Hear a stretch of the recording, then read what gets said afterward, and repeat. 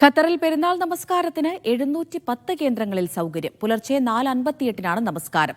അതേസമയം സ്വകാര്യ മേഖലയിൽ 3 ദിവസത്തെ പെരുന്നാൾ അവധി പ്രഖ്യാപിച്ചിട്ടുണ്ട്. വെള്ളിയാഴ്ചയാണ് ഖത്തർ ഉൾപ്പെടെയുള്ള GCC രാജ്യങ്ങളിൽ ബലിപെരുന്നാൾ ആഘോഷിക്കുന്നത്.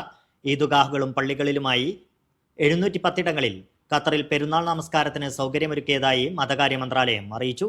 അൽ അറബി സ്റ്റേഡിയം, അൽ സദ് സ്റ്റേഡിയം തുടങ്ങി വിവിധ കേന്ദ്രങ്ങളിൽ പെരുന്നാൾ ഖുതുബയുടെ മലയാള പരിഭാഷയുണ്ടാകും. അതേസമയം രാജ്യത്ത് സ്വകാര്യ മേഖലയ്ക്ക് 3 ദിവസം പെരുന്നാൾ അവധി പ്രഖ്യാപിച്ചിട്ടുണ്ട്. തൊഴിൽ മന്ത്രാലയമാണ് അവധി പ്രഖ്യാപിച്ചത്.